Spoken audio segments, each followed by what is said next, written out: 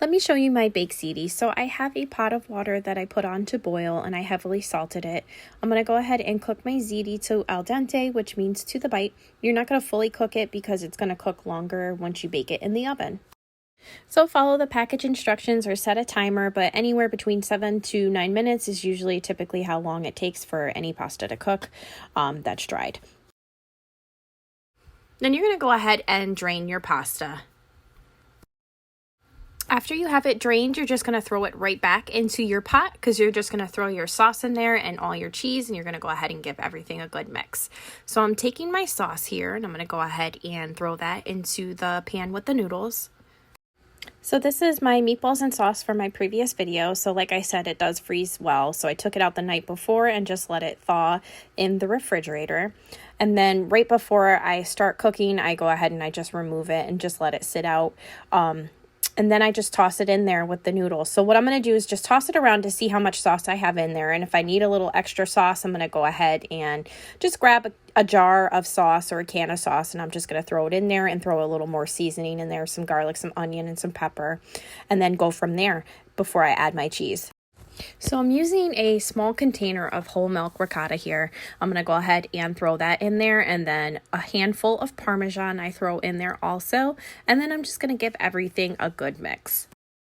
I had to think of something quick and easy to make. My son had company this weekend, so I had 4 boys in my home that I needed to feed. So I figured, all right, everybody likes baked ziti. Let's go ahead and just make a big pan of it and call it a day.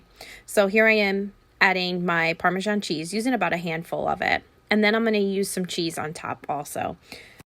This is something quick and easy. It comes together so quickly. If you didn't have meatballs or anything like that, that's not a big deal. Just make a meat sauce and toss it in there. Or if you don't have any meat, just use tomato sauce, and just add your own seasonings and your own flavors, whatever you like. It's so easy to throw together. But here it is all mixed up with the cheese. So now I'm going to go ahead and place it into my baking dish. You don't have to spray it or anything. It comes out clean. I've never had a problem where anything is burned in there.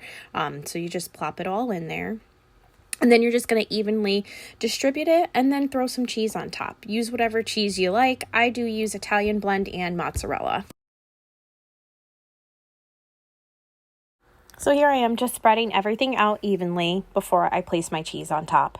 So I have my oven preheating also to 350 because really at this point you just want to heat everything through the meatballs and all that, and you just want to melt the cheese. So I have it preheated to 350. Gonna go ahead and sprinkle on my mozzarella.